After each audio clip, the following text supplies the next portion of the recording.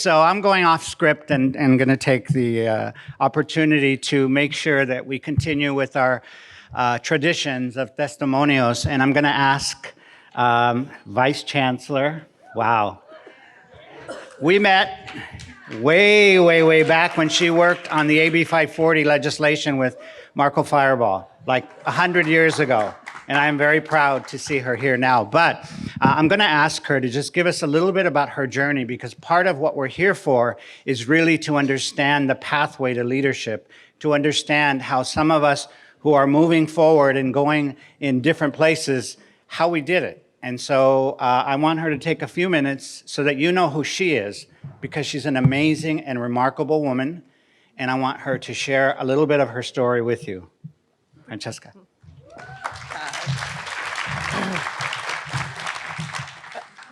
Thank you, Alfred. I really appreciate that. So I'll keep this brief.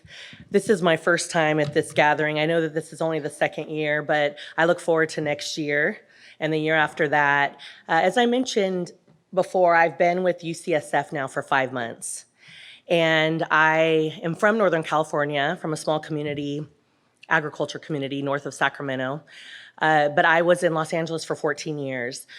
And I share that because much of what Provost Brown shared, I would have never thought that I would be standing here and sharing my story with all of the talent, all of the folks in this room that I know have very interesting trajectories, come from very rich backgrounds, and are committed to the values I'm committed to. I'm willing to bet. I was really moved early on, given my background, from the role of higher education, of quality education, and how I still feel this way, it truly is the only equalizer and the game changer in our lives. It truly is. There's opportunities that come up. There, good luck, coming into wealth, having an opportunity that provides economic mobility that your family or you never planned for, all of that. But I really have always looked at education, higher education, and what that exposes you to as being a game changer. And all of the things that I care about, whether it's the role of the criminal justice system and the impact on communities of color, whether it's the fact that many of the young women that look like me, don't know how to empower themselves, or don't have a George, don't have a mentor, or maybe they don't even start reaching out or understanding the concept of mentorship until they're well into their career, which is something I can actually relate to. My generation, I came from work hard, work hard, work hard. And what happens is you begin to overcompensate. And I'm sure a lot of people in this room can relate to that. So when I got my first internship opportunity, it was, I'll be there earlier, I'll stay later, I'll have more enthusiasm, even if I'm exhausted and have finals. And then you parlay that into an opportunity, and then it becomes always have a good positive attitude, choose your battles, stay there latest. All of a sudden you're 30 and you're exhausted and you're like, wait a minute, I'm here, but am I really relishing and being present and seizing opportunities to help guide and to take care of myself so this is all sustainable? Well, what happened to me last March, and I'm happy to share this, after being at UCLA for almost 6 years in an assistant director of state government relations position, which was a dream. I will forever love and have a special place in my heart for UCLA and the UC because I learned so much.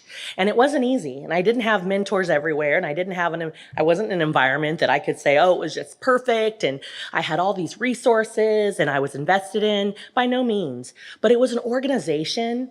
And again, to go back to the remarks from Provost Brown, I was passionate. It was the perfect world. Politics, community, higher education, and an organization and a brand, UCLA, that I was so proud to be a part of, which helps when you have struggles or when you don't feel invested in or when you wonder what's next for me, where do I go from here? From there, I decided to pursue an opportunity. It was kind of a last minute thing, but I am a product of the CSU and I'm very proud of that.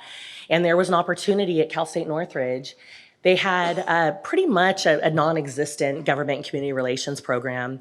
But when I looked at that opportunity, I thought, I can build something out. I'm a part of UCLA's program, which was robust and was really a poster child for what a government and community relations program in an urban area that has the bandwidth looks like. So I accepted the opportunity at Cal State Northridge, and I just want to real quickly share, when I went to Cal State Northridge, it was a culture shock.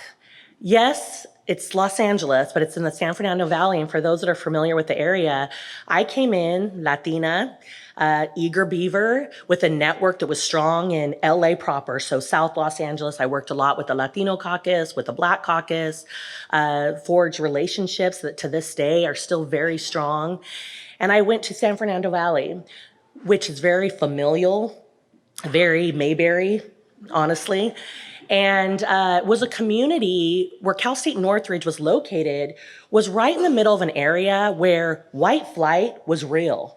This was an area where folks left the city for a reason. So all of a sudden, there's this campus that has so much diversity, that boasts one of the highest percentages of undocumented students, even though most folks would think, oh, maybe Cal State LA. No, Cal State Northridge. And I knew that I had an opportunity to move the needle. I did. And I knew I had an opportunity to gain trust from my colleagues internally as much as the external communities in a way that would lay the groundwork for whomever followed me there, or other Latinos that were doing amazing work, many for years and years at Cal State Northridge, but didn't feel seen. So that experience was my game changer. I know that I would not be standing here, and I would not be mentally ready for the vice chancellor role if it wasn't for my experience at Cal State Northridge. And I just, again, we're all united more than just working for the UC, or more than the fact that we're people of color and navigating this institution and navigating our work. But we're adaptable. If you're first generation, second generation, if your first language was Spanish, if it wasn't, no matter where you grew up, if it was Boyle Heights or if it was Yuba City, like me, we're adaptable people. And I think that we should have a panel that really focuses on adaptability and how do we leverage that as leaders. Because I actually think, and when I was going through the process interviewing for this role, which was lengthy and very intense, as you might imagine, it was my adaptability that I felt stood out and that I could tap to. And now in my role, given all the communities I'm working within, I'm still getting to know internal politics. I'm in a new city. San Francisco is very different. I feel like I'm a moderate. I thought I was a progressive. But it's really adaptability. And I just want to highlight that, because we can talk so much. And I've looked at the program for today and tomorrow. It's robust. There's some great speakers. I actually met someone that's going to be presenting tomorrow, Stephanie from UC Irvine. I don't know where she's at. Hi, Stephanie. She's the reason I got here on time. Thank you. But it's really about adaptability and how we can bring our unique selves and our story to the work in a way that will, one, open doors, most importantly. Building the bench is so important, but also just allow us to be patient with who we are and what we bring. So I really appreciate the opportunity. Again, I'm 5 months in as Vice Chancellor. It has been a tough week, and I've said that before, but this is a real blessing to be here. Thank you so much.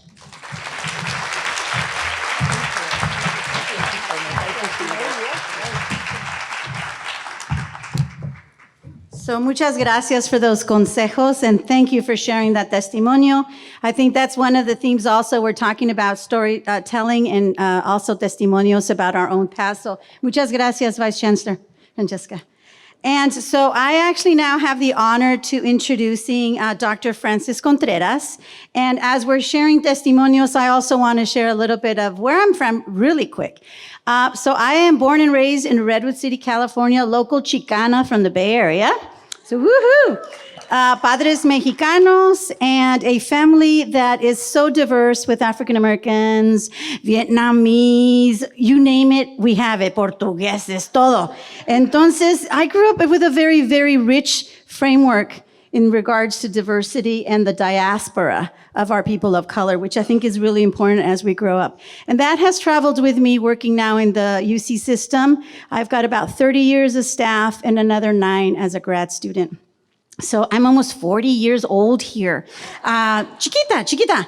And in those years, I think it's important to, my work has really centered around students and alumni and the femtoring and mentoring and networks around how do we build relationships to actually continue the pipeline going from both pre-K, because I'm also president of Bahia Child Care Center, all the way to wherever our students want to become. So it's the total pipeline. Education and everything else. And I think that's really important. So I'm blessed to actually and honored to introduce Frances Contreras, who I met when she was 17 years old. So as a freshman, when she was here at Cal, it was my honor not only to work with her, learn from her, and now I see her as a faculty at UC San Diego, and I'm just blessed to know that the hard work that we have had as people of color, particularly Chicanos and Latinos in the UC system, have helped her through the whole pipeline.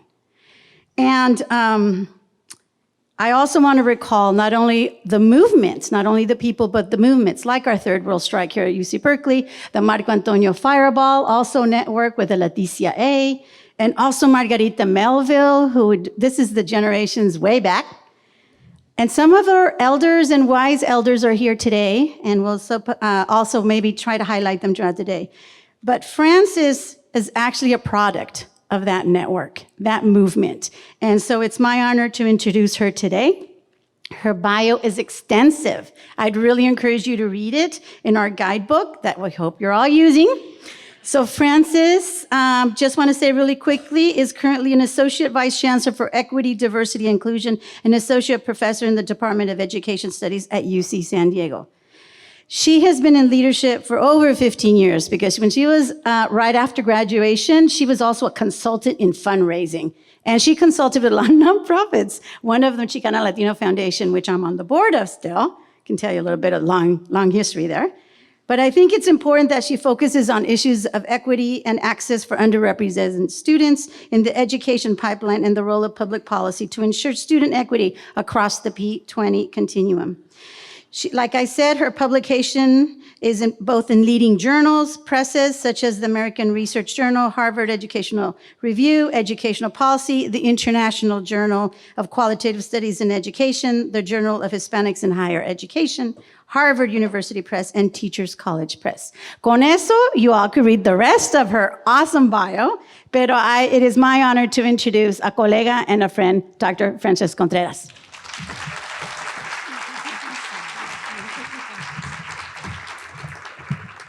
Thank you so much, Lupe. Wow. I'm really humbled to be back at my alma mater, Go Bears.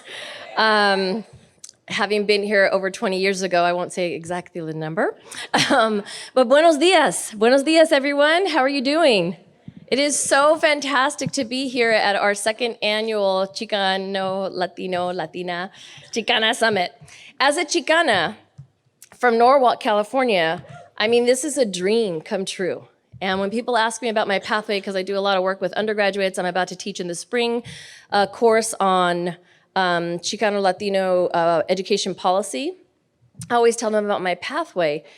And some of the items that are really not in my bio, but I should put in my bio, is that I'm the proud product of affirmative action.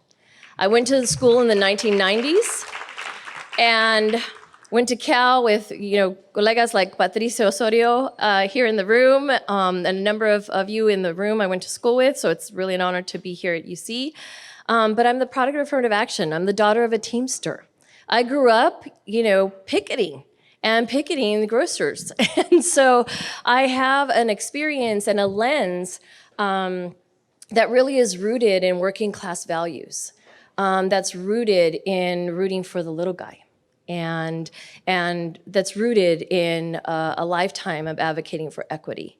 And so when I say that it's an honor to be here today, even though I'm going to share some what many would consider dismal data, I want to end on an optimistic note because we all wouldn't be here, including myself, if we didn't believe change was possible. And you all are here because change is possible. And so I want to give a shout out to UC because they did provide me with that opportunity. I want to give a shout out to some of our leading scholars in the field. I know Richard Duran is here in the room because I saw him. Richard, are you here? Chris Gutierrez, Dr. Gutierrez is here in the room. Silvio Hurtado, David Hayes Bautista. Am I missing anyone? I know. Patricia Gandara was going to come. There are other scholars that I know. If I missed you, I apologize. But please, please get to know some of our leading scholars because we would not be here if it weren't for their early scholarship. When I first met Dr. Gutierrez, I was actually interviewing for a position at UCLA. So I got interviews everywhere, offers, but the offers didn't come. I ended up my first academic job at the University of Washington. But I remember when I interviewed at UCLA, I met with Chris Gutierrez, and she had this whole team of Chicano Latino undergraduate scholars coming in and out of her office, and just this dynamic network of scholars that she was mentoring. And I got to see her in action. And I thought at that moment, as I'm interviewing for my first academic job, I want to be a faculty member just like her. I want to be a faculty member like Silvio Hurtado. And so we don't know that our practices and how our practices shape other people's views and perceptions of how they want to adopt those practices. And they really did influence the scholar I am today, so thank you. Now I'm going to share with you, the last summit, we made it a practice of really highlighting some of the data on where we are. What's the status of Latinos in UC? And we're going to do that every year, no matter how bad it looks, no matter whether or not it gets worse, and we're going to highlight when it gets better. But the number's not getting better fast enough. And so we're going to highlight that. And we made that our mantra. And so I think that, many of you also are also mothers and fathers and are away from your families. And so I think it's really important that we acknowledge the dedication that we have to this particular issue. And by being here over the course of the next 2 days, we're really honoring that. And we're really advocating for this change. And that's how strongly we feel to take the next 2 days to focus on these issues. So I'm going to start with an overview of the UC system, and then I'm going to highlight some questions, and then really kind of set the tone for what we want to focus on in the summit. And then I think there's going to be time for questions. So we'll see where we're running a little bit behind. So let me give you an overview. And my thanks are to my colleagues, my EDI colleagues at UC San Diego. Even though I'm a former Bear, and you're always a Bear when you graduate from Cal, go Bears. I'm now a Triton, and I now advocate for UC San Diego. I go throughout the state trying to recruit people to our border campus. I love, love, love my position at UC San Diego. And my colleagues here from EDI helped with supporting the last summit and are here in force with this summit. So I want to thank my UC San Diego colleagues for that. So let me give you some data. Just start with an overview. The UC system, as you know, all public systems are HSI systems. Never before in my lifetime would I have thought that we'd see the day when every public system of education in California are HSI systems, meaning they have greater than 25% Chicano Latino students. So I'm going to run through just the context. And also in your guidebook, there's a publication that just came out. It's hot off the press in December, Becoming Latinx Responsive. And that's in the guidebook, and I encourage you to read that because that gives a little bit more detailed data. But in terms of California, 6 out of 9 UCs are HSIs. 2 are considered emerging HSIs. The K-12 system, we know that Latino students, Chicano Latino students comprise 56% of all students. That 95% out of 114 community colleges are HSIs, and that 21 out of 23 of the CSUs are HSIs. But the challenge is to ensure that all of these systems of education are responsive to the needs of the Chicano Latino students by raising institutional and systemic consciousness. It's not enough to be Latinx enrolling. It's not enough to enroll our Chicano Latino students if we're not graduating them, if they're not having good experiences in our halls. Right? If they're not having good experiences in the halls of higher education. I'm not sure if a mentor is here. He was supposed to be here. Francisco Hernandez. He was a dean of students when I was here at Berkeley. Is he here, Dr. Hernandez? Oh my goodness, can he please stand? Dr. Hernandez was the highest ranking Chicano scholar at our campus when I was an undergraduate. He went on to be a vice chancellor, an SMG, at UC Santa Cruz. And then we lost him to Hawaii. Go figure. We don't know why he'd choose Hawaii. But when he left the UC system, but he's always been a mentor to both myself and my brother, Gilbo Contreras, who is a vice president at Fullerton College now. But I remember being 18 years old, looking at Dr. Hernandez and thinking, different receptions he was attending, he was giving speeches on the importance of becoming educated, on the importance of giving back to your community. It's not enough to just invest in yourself. You invest in yourself because you want to be able to give back and be a leader for your community, for your gente. And I remember thinking, I want a job like his. I'm going to go talk to him at 18 years old. And I went and asked him, how did you get to, a position like this? How did you get a job like this? And he said, it's a career first. And so it changed my framework from thinking I wanted just a job, because I had to think about now a career. And then he introduced me to the concept of a PhD. And I'm not sure how many people knew what a PhD was an undergraduate, but mentors like Dr. Hernandez told me the pathway and what I needed to be a leader within higher education. So it all started with those early conversations. So thank you, Dr. Hernandez. He also mentored my brother, and my brother ended up working for him. And so I think it speaks to the idea of how are our institutions responsive. One person actually can make a difference. You all in this room are probably already making a difference. One or two people can launch entire initiatives on your campus, which my colleague Frank Silva has done. And so a number of us think that, yes, we need critical mass, but one or two people can also make a difference and build from that. And that's this concept of Latinx responsiveness that I raise in the paper, which I invite you all to take a look at. We need to think about how are we translating critical mass into changes in infrastructure, into investment, yes, show us the money, and demographic composition. So these are some questions for, is it coming up on the screen? Yes, these are some questions that I want you to think about as we go through the next 2 days. What does it mean for UC to be Latinx responsive? How might your individual campuses expand or alter their current infrastructures to be Latinx responsive? What is our role as Latinx leaders, as Chicano Latino leaders, to contribute to campus and systemic solutions to increase representation and leadership? What is our role? And then what is our role as leaders in contributing to Latinx student, undergrad, and graduate outcome success and their overall experience? It's not enough to talk about outcomes if we're not talking about experience, right? I loved my time at Cal, partly because I thought it was academic Disneyland, right? I completed 2 majors and a minor, don't tell anyone, because I just loved, I was that 18-unit kid that just loved learning. How do we translate that into these infrastructures to support our students, to give them the seeds to be successful?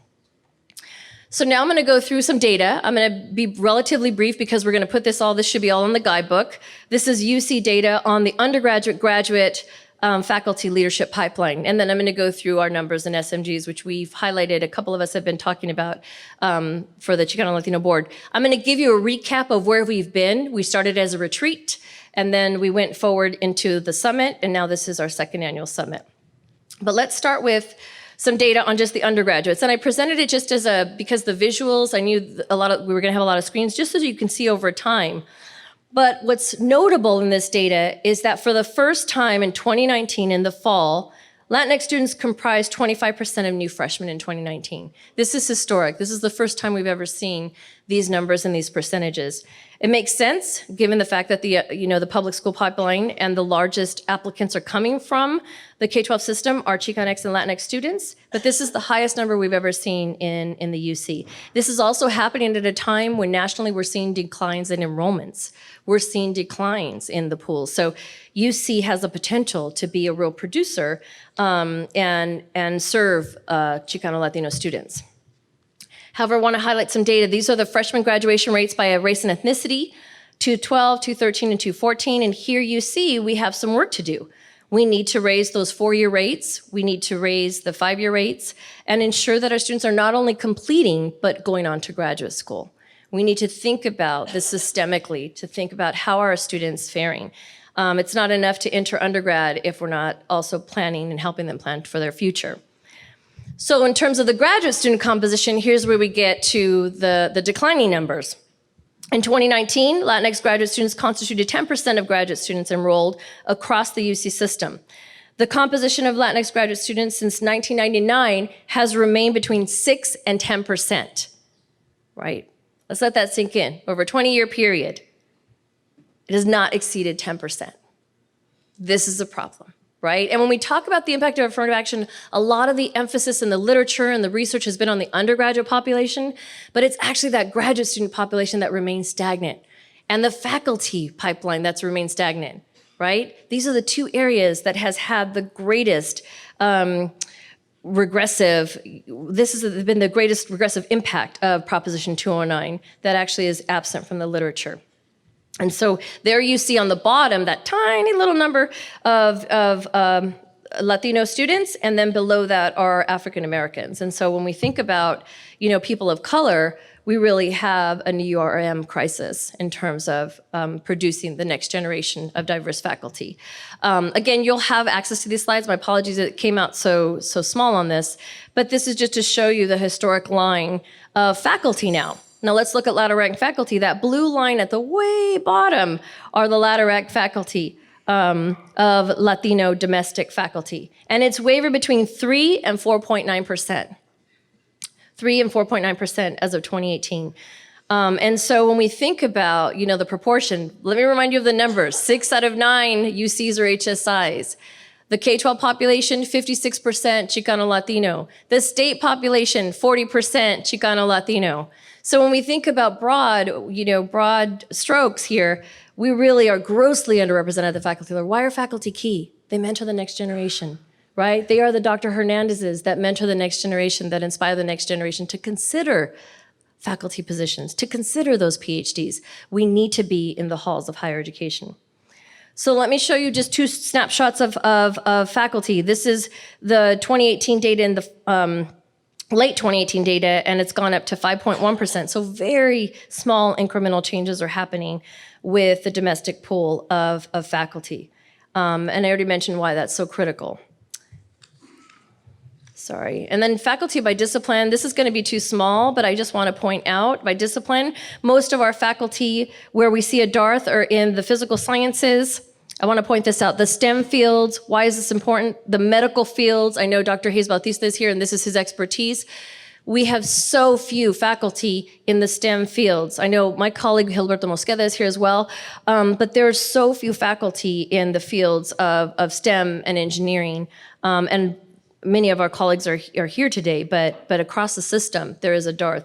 Why is this important? Because these are the growth fields in the country, right? These are a lot of the growth fields where we're going to see careers emerging and are budding. I mean, some of the positions that we're trying to prepare our undergraduates for don't even exist, right? The industries that of the future, we need to prepare them to be nimble. Like, we need to prepare them for coding. We need to prepare them for many other fields where we don't even know what the capacity might be for them in terms of their preparation. So the STEM fields are really critical in terms of growth fields. And this is where we see the smallest number of Chicano Latino faculty. I want to also move to staff and give you some background on staff. The professional and support staff is the top line. So professional and support staff represented, professional and support staff non-represented are the top 2 lines. And then when you look at the bottom lines and the bottom trends with the managers, the senior professionals, and the senior management group, this is where we see the dearth of Chicano Latino representation. They're not at the managerial levels, they're not at the senior professional level or the senior management group level. And so you all are in the room are the exception, right? In our community, you all are the unicorns. You are the very few on your campuses with these director, manager, leadership positions. And that's partly why we're here today, is that you have the capacity and the wherewithal, and we have the duty to invest in one another so that we are advancing. To give you some background, who are the SMGs? We always do this. We want to give you a background. These are the titles. When you think about senior management group, they are cabinet level positions. And so that's your president, your chancellor, your executive vice presidents, the general counsel, senior vice presidents for national labs. So this gives you an overview. Again, this will be in the guidebook of what these titles mean when we're talking about SMGs. And then I'm going to give you the actual numbers. Why did it skip? Okay.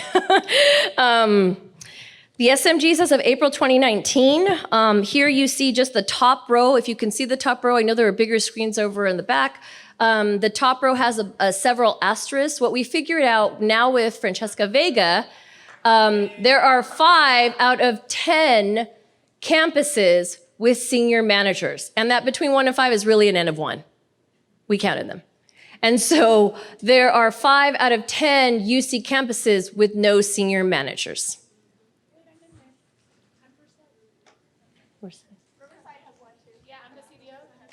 Okay. Let me see. Yes, so Merced.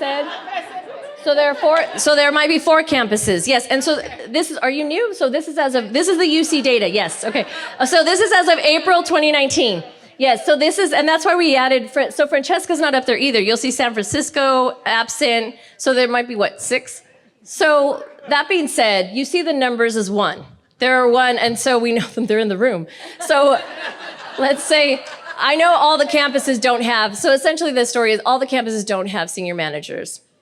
And if they have senior managers, it's an N of 1, right? And so that's the challenge, is how do we think about, putting ourselves and our colleagues in the pipeline so that we populate the senior managers in the pool. So yes, this is as of April 2019. I should qualify that, it's up there. So these numbers will change. These numbers will change over time. Okay, so moving the conversation forward, I want to give a brief history because this is going to be important for later. We're going to have a fireside chat with the leadership of the Chicano Latino Advisory Board. This is something that we advocated for at the last summit. We're happy to report that that board exists now after 2 years of advocating for it. And so we have an advisory board that reports to the UC president. Well, not reports to the UC president. That is an advisory role that actually, is actively identifying issues to inform the UC system. And it all started with a retreat. Many of you were in that retreat in 2017. And these were the core priorities that were identified at that retreat, because I want to refresh people's memories about where we've been. So I'm going to give you the priorities over the past 2 years, where we've been, what we've done. The first one that we identified was to establish a Latinx Advisory Council to the UC president, so check. The second is bring back the Chicano Latino Convocation. Do folks remember the convocation? Are people old enough to remember? It was a system-wide effort where the UCs, the CSUs, and the community colleges all convened for a few days at a given location, typically Sacramento, to advocate for and create a policy agenda. Well, that group has been meeting for the past 2 years and are trying to establish an infrastructure to work with the other 2 systems to bring back that Chicano Latino Convocation. The third is to create a Latinx leadership development program. So these are all ideas that have come out. Engage the legislature and expand the pipeline of Latinx faculty.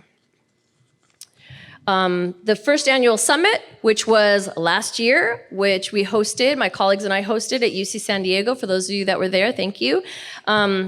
And we came up with recommendations in that summit as well. And hopefully we'll come up with recommendations at this summit.